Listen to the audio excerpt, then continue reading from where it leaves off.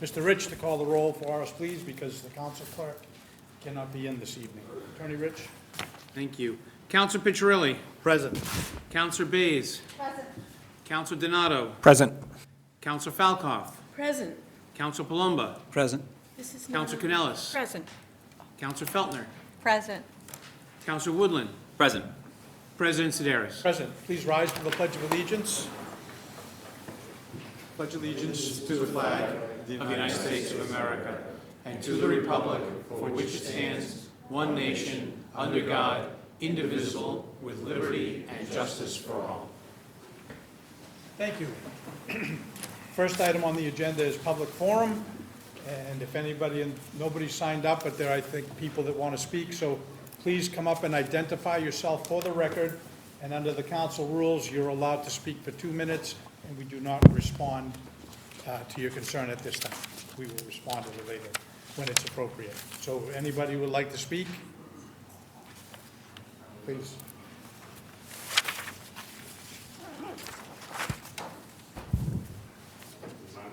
Yes. Hi, my name is Jonathan Kresh. A short statement, I'll read here. My wife and I bought a small house in the east end of Watertown 8 years ago, and we have begun our family there. We love being in Watertown and continue as a part of the community of the county. The past week, the developer has begun construction of the lot abutting ours. We're constructing a spec house in place of the previous house, which was raised 3 years ago when they acquired the land. This new house is to be put on the market as soon as it is completed. The developer delayed construction these years as they sought a solution to squeeze a two-family structure on the small lot, and apparently decided that pursuing a special permit would invite too much pushback. Now they've pulled a permit for construction by right, and it's the first step undertaken blasting away the large rock ledge upon which the old house was constructed. They've continued this excavation into a second week using 2 earth-removing machines. One to blast the rock and one to scoop it into a line of waiting dump trucks, right up to the property lines on all sides. The grade has been significantly lowered across the entire parcel, such that at my property line there is now a sheer face of exposed soil and bedrock where the incline, which used to continue from our property into theirs, has been blasted away. As a result, 2 mature maple trees on our property have had their roots exposed and torn away. No attempt whatsoever was made to protect these trees, even though doing so would pose no impediment to the construction of the house, which they have permitted. Only willful disregard for the impact on neighbor's property and desire to remove as much of the existing topography as possible has led to the damaging of these trees. In such a manner, this house that is built purely in the name of short-term profit has done harm on all sides to the abutting property of actual residents of this town. It may be by right, but what has been done to alter the existing site condition certainly seems more disruptive than what could be reasonably deemed to be commonplace. The permitting process seems to have been unable to account for this and unable to give neighbors fair warning. I feel like the town has not stood up in the interest of the citizens in this process. These guys will roll it up to town with their sizable profit, while my family is left with 2 formerly healthy, mature shade trees that are now certainly damaged to some extent, maybe to the point that their continued viability is in question. We are now burdened with a potentially significant expense for hiring a professional to assess the damage done and if need be remove these large trees. Again, this is only the case because they undertook extensive site-wide bedrock excavation without any regard for its effect on neighbors' property. This does not seem fair to me whether they are legally justified in doing so or not. As a town, when we talk about protecting property rights, are we talking about the rights of our residents or the rights of speculative developers to do as they please? I feel that what was presented to and approved by the town in this case did not accurately depict the scale of the actual work which is now underway. I would hope that now the extent of what was planned has become evident, that we can expect some support from the town in seeking an equitable resolution to the fallout. Thank you. Could you just give me the address of your house again, please? Yes, 73 Salisbury Road. Will you leave that statement for us? Sure. Perfect. Thank you. Thanks. Anyone else? Yes.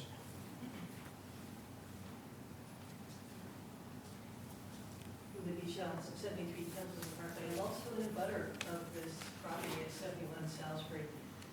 And I have appreciated and admired the 2 trees on Jonathan's property since I moved in 1978, when they were about 20 feet tall. They're considerably taller. They should have at least a couple useful decades. They're in very barren East Watertown. They're really important green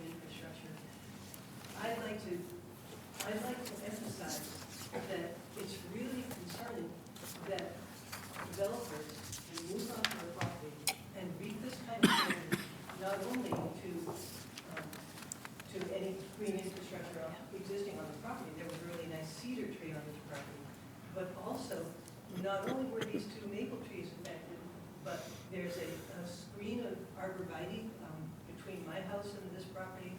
The root system has all been torn up. There's a screen of arborvitae and other bushes between this property and the property next door. Those roots have all been torn up. Looking at the documentation online for this, the one in this building permit, his conversations with Ken Thompson made clear that he was agreeing that this was not going to be such an extensive excavation. He was going to hold a community meeting if the major earthwork lasted longer than a couple of days. We didn't hold these agreements. I'm concerned about the extent to which he's going to be responsive to the concerns of the neighbors and the damages this coming construction. And I do implore, not just in this particular situation, but if you look at a map of Watertown, if you look at an aerial view of Watertown, there's some big shade trees in our backyards and side yards that provide most of the green infrastructure. We lose those, we lose major environmental temperate operators in our environment, and all the other benefits that these provide. I would really love our town to find ways to be much more protective of the trees in this kind of situation. Anyone else in public forum? Seeing none, I close the public forum and move on to the next item. Examination of minutes. Can I get a motion on the minutes of November 27th? Mr. President, I make a motion that we approve the minutes of November 27th as written, but there is one correction on page 10. At the second paragraph from the top, the speaker is listed as unknown 100 North Beacon Street. The speaker actually is Prabhu Higorani at 124 Watertown Street. So with that correction. Is there a second? Second. Any discussion? All those in favor? Aye. Opposed? The ayes have it. Can I get a motion on the minutes of December 11th? Mr. President, I make a motion that we adopt the minutes of December 11th as written, with one correction on page 4. On page 4, under item C, the committee report, the link of the committee report is missing. I would like to note that that committee report for the Committee on Media and Public Outreach was amended from what was linked to the November 27th agenda. And also on the very last page, that committee report is missing from the list of documents, if that could be added. So recommend a motion with those two corrections. Is there a Second. Any discussion? All those in favor? Aye. Opposed? The ayes have it. Thank you. Next item is President's Report. I have one brief item this evening. There's been a lot of, I don't know if any of the other counselors have gotten emails or inquiries about this. There's a change.org petition about asbestos in our schools. And I just want to read briefly, because I want to put this out here to the general public. And this is a note that went out from the superintendent of schools to the school committee on Wednesday, January 16th.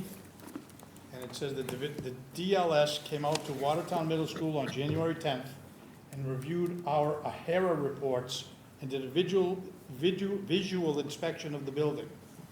I'm attaching the letter from Janet McKenna, DLS environmental engineer, in which she reviews our reports and the condition of the buildings. The letter confirms that we have done what is necessary at the Watertown Middle School with regards to AHERA. AHERA is short for Asbestos Hazard Emergency Response Act. And I have a copy of the letter, and I'm not going to read it because it's several pages long, but based on the DLS's observation at the time of the inspection, we were in compliance with the AHERA requirements.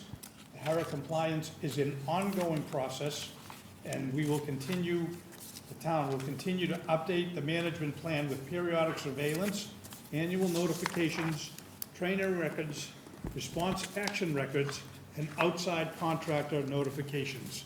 I just wanted to put that out in the public because there's been a lot of discussion about it, and I think it's important that everybody has the information that we have. That's all I have on the President's report. The next item is motions, orders, and resolutions, and 6A is a resolution approving the acceptance of gift of tangible personal property of exercise equipment from Mrs. Maureen Toscano. Mr. Manager. Thank you, President, members of council. As forwarded email correspondence from Fire Chief Robert Quinn, who's here with us tonight. Pleased to inform you, as just spoken with the President, that Ms. Maureen Toscano is graciously donating exercise equipment to the town. As indicated in Chief Quinn's email correspondence, Mrs. Toscano, who's the widow of firefighter Joseph Toscano, is donating 3 TRX Pro 4 systems, one for each fire station. The value of each piece of equipment is $250. As the chief has indicated, the exercise equipment will be a great addition to the stations to help interact with the O2X program, which is the health, wellness, and safety program for all our firefighters that have been initiated in fiscal year 2019. It has been very well received. So, Mr. President, members of the council, pursuant to Mass General Laws, Chapter 44, Section 53A and R, municipalities are authorized to accept gifts of personal property with the approval of town council. Mr. President, members of the council, I respectfully ask your favorable consideration of the resolution before you accepting this gift of tangible personal property from Mrs. Maureen Toscano. Mr. President. Thank you. Can I get a motion on the gift? Mr. President, I make a motion that we approve the gift of tangible personal property. Is there a second? Second. Any discussion? All those in favor? Aye. Opposed? The ayes have it. Thank you, Chief Quinn and Mrs. Toscano. The next item is 6B, which is a first reading and referral to the planning board, an amendment to the zoning ordinance to clarify limitations on the size, height, and number of stories and accessory structures in residential zones. I will say that I'm going to recognize Steve just to give a brief overview. This goes right to the planning board, and this is clarifying some issues that came up on the garages on Moore Street, and Steve felt that we should be possibly taking a look at this so that we can clarify our ordinance. Steve, if you don't mind. Thank you, Mr. President, members of council. Exactly right, and so what this does is clarify a couple of the more significant issues that we talked about in regard to that particular situation. The first change would limit the facade length, any one facade of an accessory structure no more than 30 feet. Make it clear that a first floor can be no more than 10 feet tall, the exterior walls of that first floor. And in the case of a pitched roof, then you could have a pitched roof on that, which would go no more than 18 feet in total height at the peak. Also clarify that in such a case, the attic space, in effect, the space above that first floor or roof of the first floor and the pitched roof, that would limit the volume of that space to no more than our current definition of a half story. So it would limit that interior space that typically people use for storage. And then some other just housekeeping changes to keep distinctions for commercial structures. So that's a proposal, and obviously we'll have further conversation about that. Thank you. Can I get a motion on the referral? So moved. Is there a second? Second. Any discussion? All those in favor? Aye. Opposed? The ayes have it. Thank you. Committee reports. And 7A is the ad hoc committee on the Community Preservation Committee interviews regarding the appointment of members that require town council confirmation. The ad hoc committee met Thursday, January 9th at 7 p.m.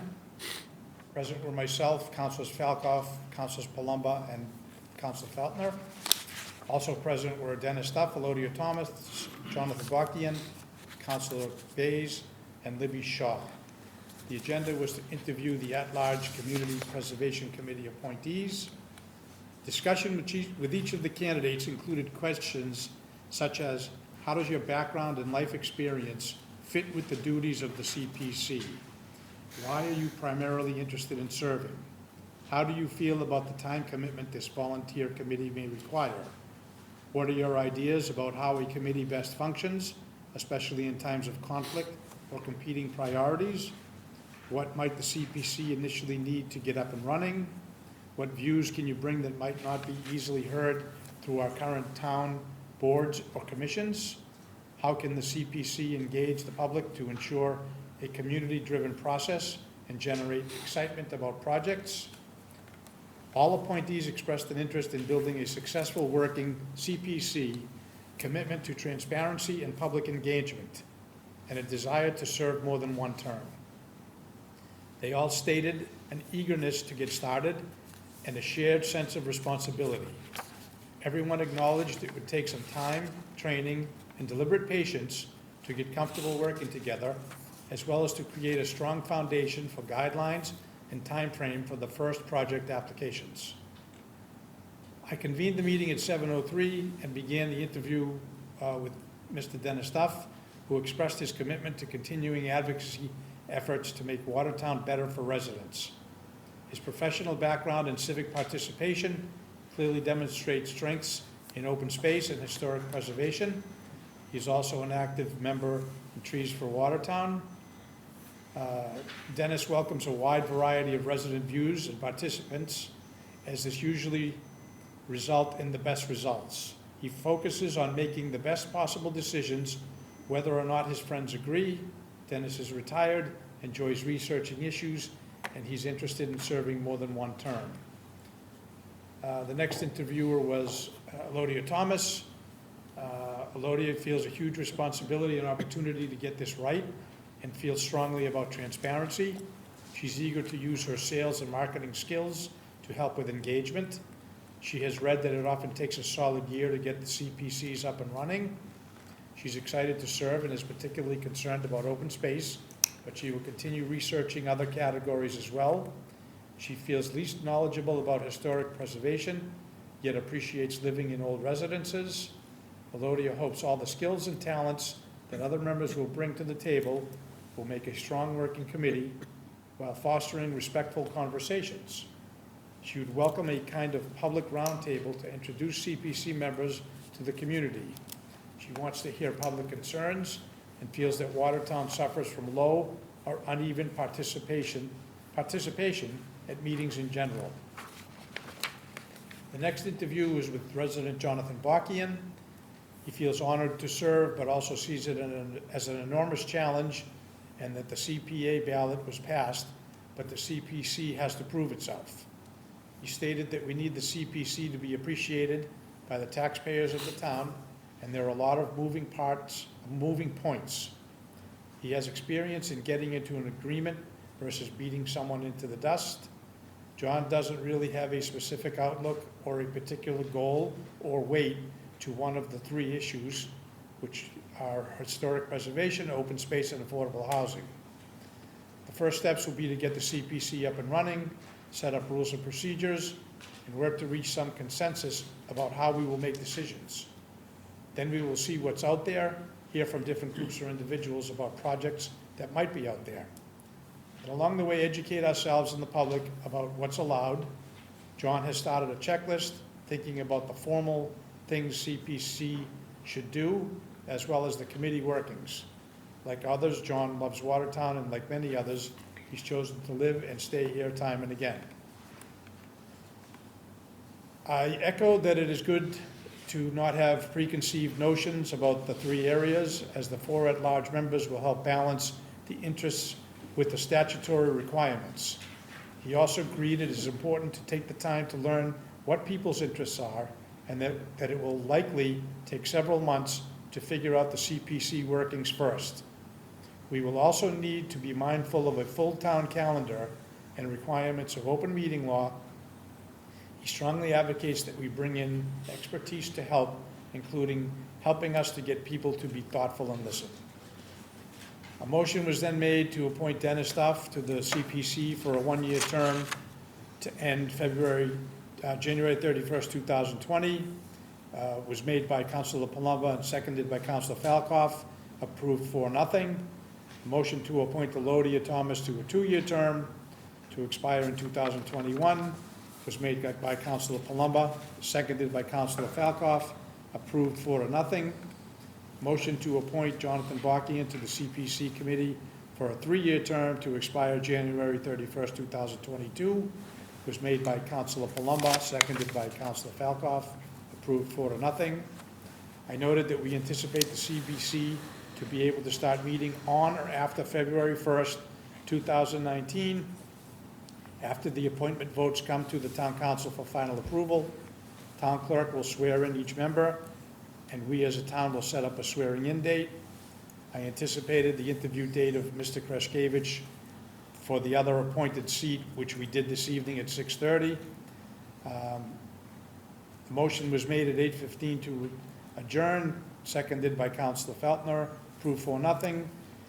These minutes were submitted by Councilor Feltner, and I really appreciate that she put this together for us, because it was a last-minute thing, and she was the volunteer that stepped right up, so thank you, Lisa. Can I get a motion first to accept the report? So moved. Is there a second? Second. Any discussion? Councilor Feltner. Thank you, Mr. President. I was just going to note on the minutes, it says it's attached the at-large applicant materials, but those were not attached since it had personnel information that is being held with the executive administration. Thank you. Any other comments? All those in favor? Aye. Opposed? The ayes have it. Before I ask for the action items, I just want to point out, under new business, we're considering the action of the last appointment, which happened, the committee meeting happened this evening, so I don't have a committee report, but I wanted to have the council vote this evening so that Mark could participate and get sworn in with the rest of the committee. What I will do is, on the next council agenda, we will then put on the agenda a confirmatory vote to confirm the action that we would take later on in this meeting. So I just wanted to let people know that's why that ended up in that fashion. So the first action item is that, can I get a motion to approve the appointment of Dennis Stuff to the Community Preservation Committee for a 1-year term to expire in February of 2020? So moved. Is there a second? Second. Any discussion? All those in favor? Aye. Opposed? The ayes have it. The council appoint Elodia Thomas to the Community Preservation Committee for a 2-year term that expires on February 2021. So moved. Is there a second? Second. Any discussion? Yes. Yes. If I don't say it now, you'll say it's too late. But Counselor Feltner raised a point that something said in the minutes that's not going to be that way, and we didn't say it would be good to change the minutes to reflect the reality. So can we do that? We will do that. Thank you. We will sure do that. Thank you. Thank you. Pointing that out. Any other comments? All those in favor? Aye. Opposed? The ayes have it. That the town council appoint Jonathan Bockian to the Community Preservation Committee for a 3-year term to expire on February 1st, 2022. So moved. Is there a second? Second. Any discussion? All those in favor? Aye. Opposed? The ayes have it. Thank you, and thank you, Jonathan, for being here this evening. Committee on Budget and Fiscal Oversight report regarding other post-employment benefits. Councilor Picciarelli. Thank you, Mr. President. The committee, Budget and Fiscal Oversight Committee met Monday, December 10th. President, myself, the chair, Councilor Canellis, the vice chair, Councilor Woodland, the secretary. Staff present were Mr. Driscoll, the town manager, Mr. Tracy, the town auditor, Ms. Heffron, the treasurer, also present was Actuary Dan Sherman and Councilor Anthony Donato. The purpose of the meeting was to review options for other post-employment benefits known as OPEB trust fund and make recommendations to the council. Mr. Tracy presented a memo with background information pertaining to the establishment of an OPEB trust fund. Key attachments to the memo that were reviewed in the meeting were adopting an OPEB trust fund by Rockland Trust, General Law, Chapter 32B, Section 20, Other Post-Employment Benefits Liability Trust Fund, and General Law, Chapter 203C, the Prudent Investor Act. The committee generally agreed that establishing an OPEB trust fund by accepting Chapter 32B, Section 20, would result in favorable consideration of OPEB assets and future growth. A keynote is that Watertown's unfunded OPEB liability as of June 30th, 2017 is $122,602,207 using a discount rate of 3.5% because of our pay-as-you-go status. And if we were to set up an OPEB trust fund, the unfunded liability drops to $71,292,988 because we can use a discount rate of 7.5%. The next OPEB valuation will be July 1st, 2019. The discussion included weighing the pros and cons of the composition of the trustees, weighing appointments of the town treasurer, the retirement board, or composing a new committee as the three options allowed under Chapter 32B, Section 20. The committee also discussed how other communities have set up their OPEB trust funds, the benefits of the Prudent Investor Act, and the requisite obligations of the trustees. Mr. Sherman provided a list of his other clients with OPEB trust funds and the trustees, noting that many of these were set up with home rule petitions, and most communities use the treasurer as the trustee. Discussion concluded with examining potential funding schedules, with Mr. Sherman providing a handout with two scenarios for illustration purposes. Such schedules are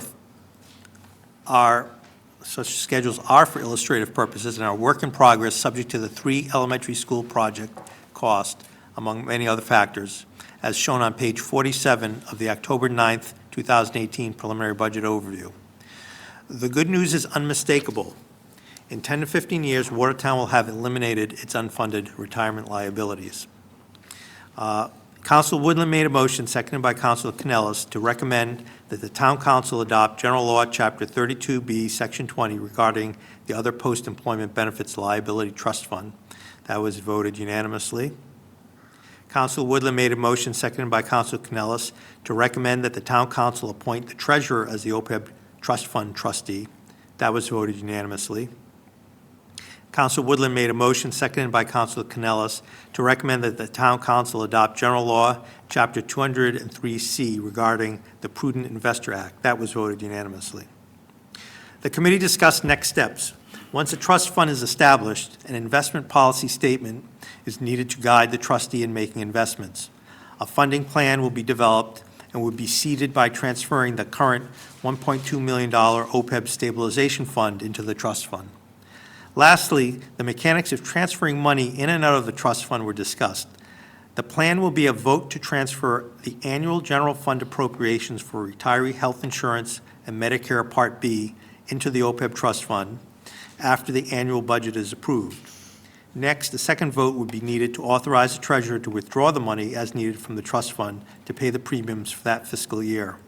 Both these votes will require a 2/3 majority. Mr. Tracy said that according to guidance he received from the Department of Revenue, this would satisfy the language of Chapter 32B, Section 20. Council Woodland made a motion, seconded by Councilor Canellis, to recommend that the Town Council request the administration develop an investment policy statement for the OPEB trust fund and establish a funding plan to address the unfunded OPEB liability. That was unanimously voted. The meeting adjourned at 8:25 p.m. The report was prepared by Councilor Woodland, and there are 7 attachments to the report. That's the report, Mr. President. Thank you. Can I get a motion to accept the report? So moved. Is there a second? Second. Any discussion? Councilor Palumbo. Just a little clarification. Under the good news, I didn't understand how we would know that the liabilities would be eliminated before we know how much we're putting into the fund, and how are we determining already that we're going to end this within 15 years? Is that something that was in the proposal from Mr. Sherman? Mr. President, through you, Attachment 6 was the 2 options provided by Mr. Sherman, and that was sort of in line with Attachment 7, which was page 47 from the preliminary budget overview from October 2018. So Mr. Sherman sort of used that to develop the funding schedule, and you can see sort of the different amounts of money that could be contributed based on some scenarios. You know, in one of them, it was fully funded by 2027. One was funded by 2028. But there's a lot of it depends on As we had said in the report, a lot of it depends on the final cost of the 3 elementary school project. So again, this is for illustration purposes only. This is not a final schedule, but somewhere between, it's definitely not going to be 10 years. It's probably not going to be 15 years. My guess would be somewhere in between those two numbers. Thank you. Any other questions? All those in favor? Aye. Opposed? The ayes have it. First action item is that I need a motion that the council approve an order establishing the Watertown OPEB Trust Fund by adopting Mass General Law, Chapter 32B, Section 20, designating the treasurer as trustee, and approving the use of Mass General Law, Chapter 203C, the Massachusetts Prudent Investor Act, to invest trust funds. So moved. Is there a second? Second. All those in favor? Any comments? I'm sorry. Councilor Woodland. The only thing I want to mention, and it's just to stress how significant I think this move is, and the potential and what we saw in our commitment to funding long-term liabilities is pretty unmatched throughout the state. That this council, the manager, the investment administration, everyone should be commended for taking this step, and for, it's not just this council, but past councils, and a lot of folks in town. This has been a long time coming, and in 10 years, when Watertown's sitting pretty with the fully funded pension and OPEB liability, yeah, absolutely. It's really going to be a community whose finances are venerated throughout the state and country, literally. It's not an exaggeration to say that. So this is a great step, and I'm very happy moving forward with this, and it's, again, a great thing to acknowledge for the folks in town. Are there any other comments? Councilor Bays. How much time is involved in being the trustee of this fund? Funds not created yet, I don't know. Funds will have to, Come up to, since the fund hasn't been created yet and the funding schedule hasn't been determined, it's a little hard to say how much time it's gonna take. The initial investing in the funds probably will take the majority of the time. Rolling over those investments as they mature or changes are needed will probably take significantly less time. I just wanted to make sure, wanted to make sure that Mr. Tracy had enough.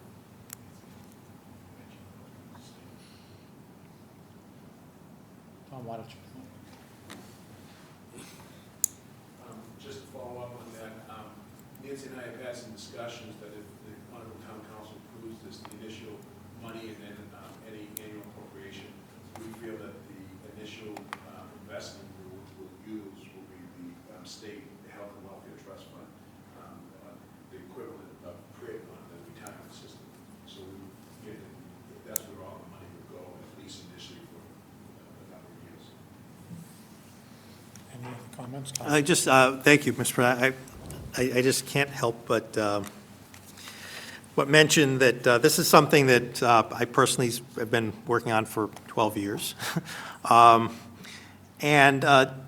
10 years ago, 2009, we were working on a funding schedule to fully fund our retirement trust fund. And those of us who were on the council at that time remember there was some fairly robust discussion about, why do this? It's that money could be used for something better. Why not just kick the can down the road as far as we can and not fully fund it?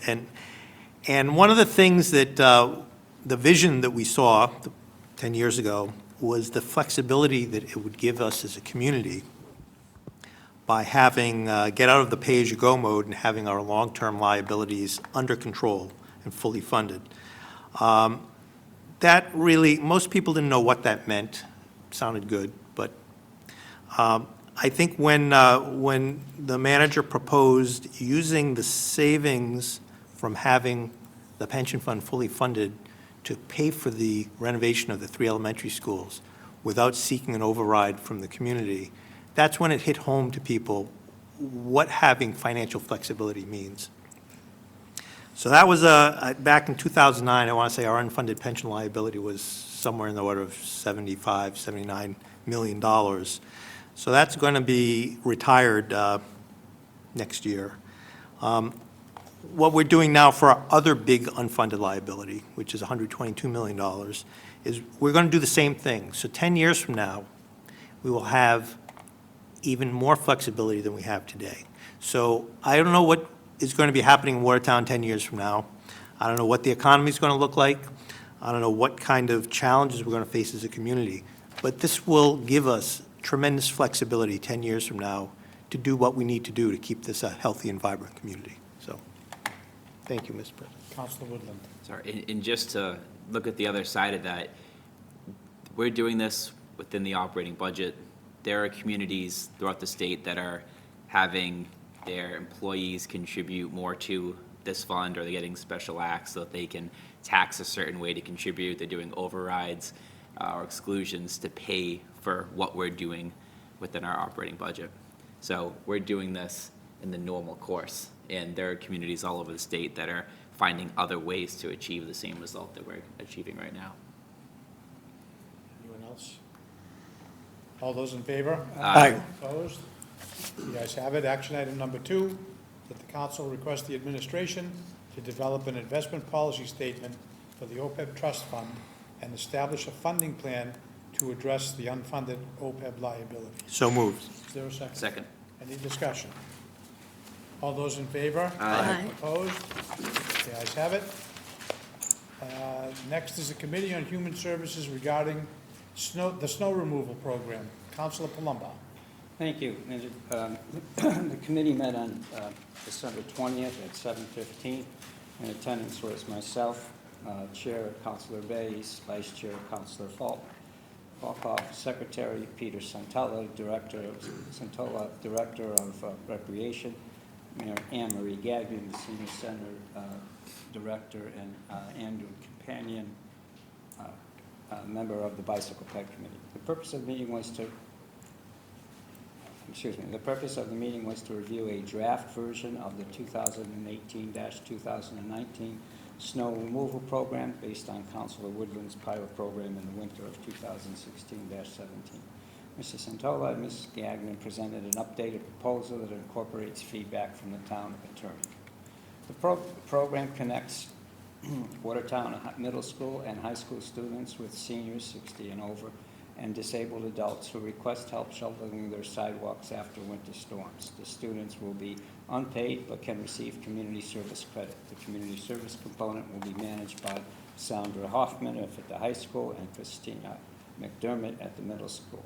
Applications and other administrative tasks will be managed by the Recreation Department with input from the senior center staff. The committee made minor changes to the program description, deleting a sentence that indicated sidewalks are a lower priority than entrances on page 3, and deleting references to quote, background checks, unquote, on page 4. The town attorney has concerns about liability. The handout that participants will receive includes a separate waiver of liability indemnification forms to be signed by the person requesting service, the student and the student's parents. In addition to in addition, there will be a program description, a registration form, and a parental consent form. The attorney would like the town's insurer, MIIA, to review the program to be sure there are no additional issues. Mr. Santola will be following up on that request before finalizing the handout. Mr. Campagna placed his program in the context of a larger effort to keep residential sidewalks cleared in the winter. He wondered if this program could be robust enough to, again, consider a residential ordinance requiring homeowners to keep their sidewalks clear of snow. The committee members thank Mr. Santola and Ms. Gagnon for the work they have been put into thinking through the details of this program so carefully, and for making the substantial commitment to administering the program. All agree this will be a great benefit to the community. The committee asked for the town council to receive a copy of the handout when it is finalized. The committee will reconvene in the spring to see what worked well in the program and whether improvements are needed. The minutes were respectively submitted by Councilor talk off the secretary, and attached you'll see the actual 218-219 stove removal program. Thank you. Can I get a motion to accept the report? So moved. Is there a second? Second. Any discussion? Councilor Donato? I guess the only question I have, and Mr. Santola is not here, so I'm not sure if anybody could answer it, but I guess I would be interested to know what his conversation with the town insurer was. I presume they gave the program the thumbs up because this document was sent out to the community, but I didn't know. Attorney Rich? Thank you, Mr. President, through you. I know that the referral was made to the town's insurance carrier to find out how this would fit within the town's insurance coverage, and I think that, the town accountant is, town auditor is stepping up. Tom? Thank you. Just remembered seeing an email on the inquiry. Maya came back and said as long as they felt it was, the kids would be volunteers and we have some coverage under that, our regular policy, so there should be no problems in that regard. Thank you. Councilor Palumbo? Just, it's not in the minutes, but that was fine because we had this sort of understanding afterwards that the next steps would be for, besides reaching with the IIA, Mr. Santola was going to connect with Ms. Hoffman and Ms. McDermott to make sure that the community service pieces were in place, and if they had any problems, they were also going to review the program, the snow removal program, to make sure they felt comfortable. And then whenever all those, as he said, I's are dotted and T's are crossed, the program would be made public. Thank you. Any other comments? All those in favor? Aye. Opposed? The ayes have it. Committee on Personnel and Town Organization regarding the salaries of the town council and the town auditor. Councilor Bates.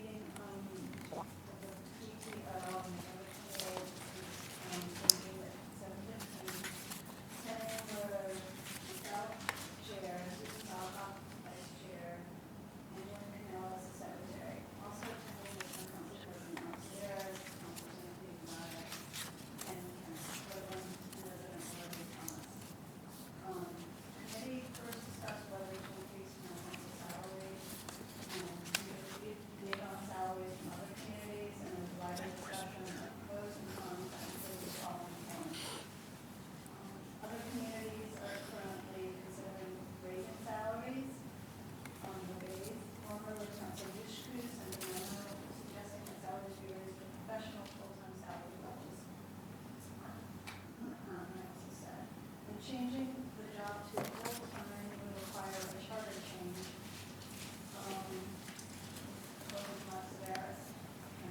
The council also has voted down the rate on some occasions, and the successful vote to raise those salaries was recent. If the councilors were paid at minimum wage for 20 hours per week, the salary would be $11,000. The council volunteer government has trouble finding qualified people. I don't think your mic's on. It's not on? Okay. According to Ken Woodland, we have volunteer boards, so if the counselors get a raise, maybe board members should too. Really? Okay. Said Kunelis. We do have trouble attracting good people for the boards, according to President Sedaris. No matter if it is $5,000 or $27,000, the pay is still part-time, and so an individual needs another source of income. What if, Councilor Bays said, what if the salary went up every year via cost of living increase instead of setting a fixed amount? And President Sedaris said, since the charter mandates the town council set a salary, a COLA-type system would require a charter change, but it would save the trouble of repeating this conversation. And so we are very close to the next charter review. Councilor Donato said it would be hard for him as a first-time councilor to vote yes on a raise. Councilor Falcoff made a motion, seconded by Councilor Canellis, to defer the issue of council compensation until the next charter review. The motion carried 3-0. The committee next took up the issue of the town auditor's salary. Councilor Canellis said that the committee had voted to discuss this after the councilors had completed evaluations on the auditor's job performance. President Sedaris said there has been miscommunication about the evaluation, and the form would go out ASAP. The committee will reconvene once the evaluations have been compiled and presented. The meeting adjourned at 7:50 p.m., and thank you very much to Susan Falcoff for writing these up. Thank you. Can I get a motion to accept the report? So moved. For a second? Second. Any discussion? Yes. Counselor Falcoff. That's fine. Thank you. I inadvertently, in writing this up, had left Councillor Canellis's name after the 8th bullet point, and I would just like to request that we add that to the final minutes. Counselor Felton. Thank you, Mr. President. I just let people know I did a, excuse me, quick research at the library. In 1953, Watertown selectmen were paid $1,500, and in 2018, that would roughly translate to $14,000 a year. Oh, more than $14,000. Thank you. Counselor Canellis. Thank you, and thank you, Councilor Falcoff, for the very prompt minutes. But just a typo in the first sentence. The meeting was actually on Monday, November the 26th. I didn't notice that. Oh, thank you very much, Councillor Canellis. Are there any other comments? There- Counselor Bates. There's also a typo, it's PM, it's supposed to be PM instead of PN. Where? Down at the very bottom, 7:50. Oh. I didn't do such a good job. Thank you. So, Mr. President, the motion is the report as amended with those three changes. Second. All those in favor? Aye. Opposed? The ayes have it. Thank you all for your very good checking of this report and finding all the issues that we had with it. Susan, I could do a little better on this. I'll try harder. And I no, never mind. 7E is the Committee on Rules and Ordinances report regarding self-service gas pumps. Councilor Donato. Thank you, Mr. President.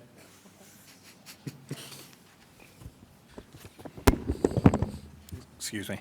The Rules and Ordinances Committee met on Tuesday, January 15th, 2019, at 6:45 in the third floor conference room. Present were myself, Anthony Donato, Chair, Kenneth Woodland, Vice Chair, Lisa Feltner, Secretary. Also present were DCDP Director Steve Bagoon. The agenda for the meeting was to discuss amending the Watertown Code of Ordinances to allow self-service gasoline pumps. I explained that the request originated from the owner-operator of a gas station located at 180 Belmont Street, who would like to provide a self-service option at this gas station. Our current code language prohibiting self-service gasoline pumps is a holdover from a 1981 town bylaw, at which time gasoline pumps were not equipped with flow sensors, attendant override capability, and emergency shutoffs. I had previously spoken with Fire Chief Quinn to understand the licensing process for gas stations, which now includes working with the Massachusetts Fire Marshal to ensure self-service gas stations meet the current fire code. Chief Quinn confirmed that this is a highly regulated use and has no objections to the proposed change to our Code of Ordinances, as it would not override any required Watertown Fire Department permitting or inspections.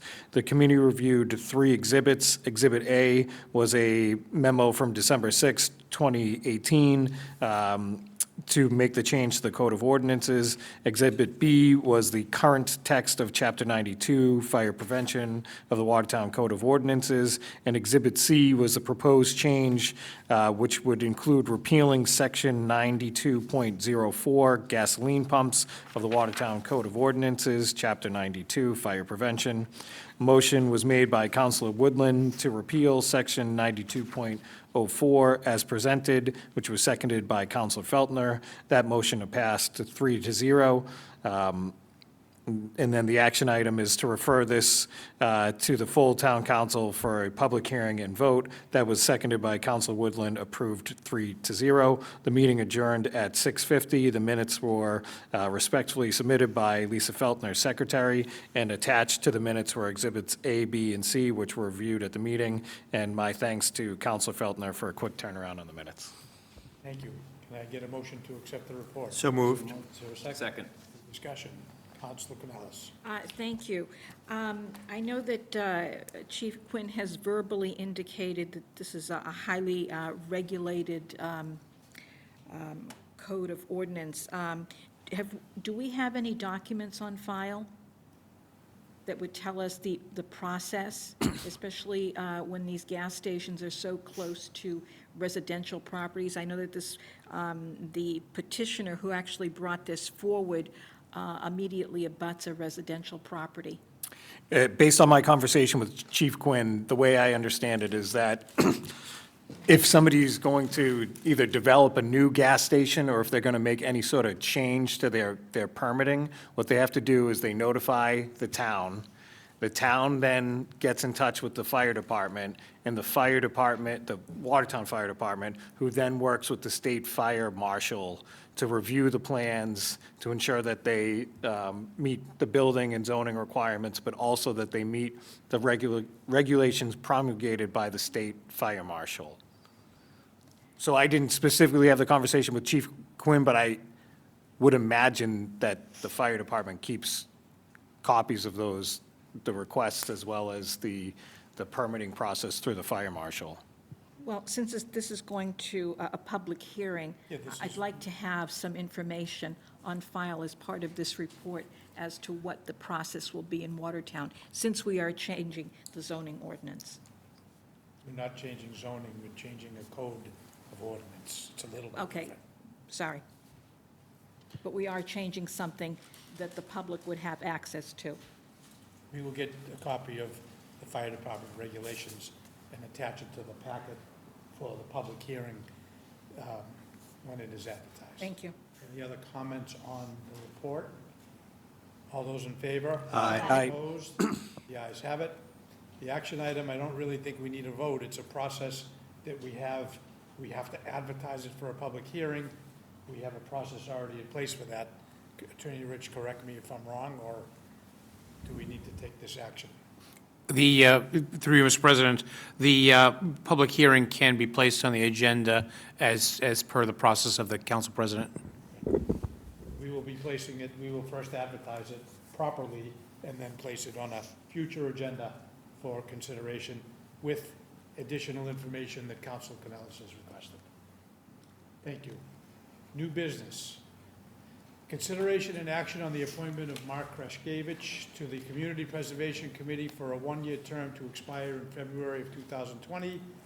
I will give a brief update, as I did a few minutes ago. He was in this evening at 6:30 for his interview.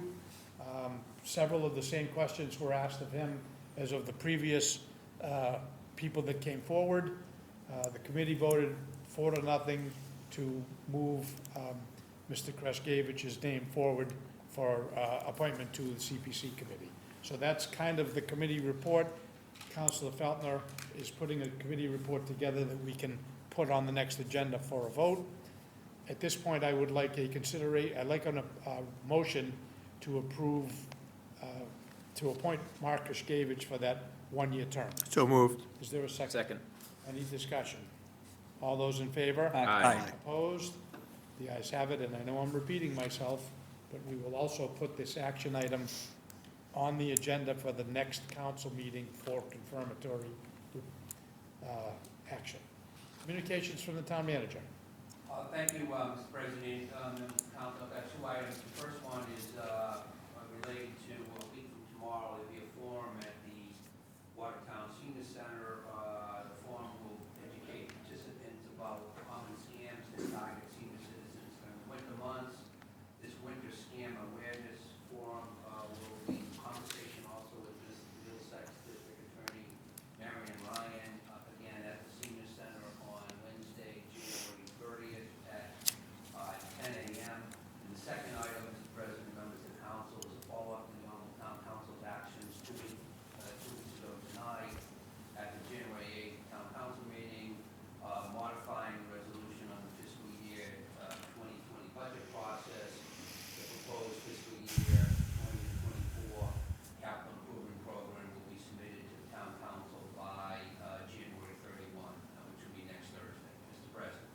Thank you. Item number 10 is here by accident, so we'll go to item number 11, which is request for information. Any requests for information? Councilor Feltner first this time. Thank you, Mr. President. If we could get a status on the effort for townwide reducing the speed limits, 25 to 20 miles per hour. My understanding is that, per Traffic Commission, that World Tech was coming back with a town engineer to make recommendations, but I'm not aware of follow-up on that issue. Thank you. Any other requests for information? Councilor Picciarelli. Thank you, Mr. President. I'd like to have the Department of Community Development and Planning, in conjunction with the school department, provide an update to the spreadsheet that was last provided in 2018, showing the number of children attending Watertown Public Schools that reside in the large multi-unit developments. Any other requests? Councilor Feltner. Thank you. I just have reviewed the requests that I made on January 8th and appreciate the responses that I've received, and just highlighted the issues that have not yet been responded to. And I think if it's okay, I won't read them. I'll just pass this on to the manager and make a copy for the town clerk. Thank you. Any other requests? Announcements. Councilor Canellis. Thank you. Just a point of information, the comments that were made during the first public forum regarding 71 Salisbury Road, the particular issue was brought to my attention this past Friday, as it was to Mr. Magoon, the Director of Community Development and Planning, and it's my understanding that Ms. Shaw and Mr. Kresh met with the building inspector today. Thank you. Any other announcements? Public forum. Any member of the public wish to be heard at this time? Seeing none, can I get a motion to adjourn? So moved. Is there a second? Second. Any discussion? All those in favor? Aye. Opposed? The ayes have it. Thank you.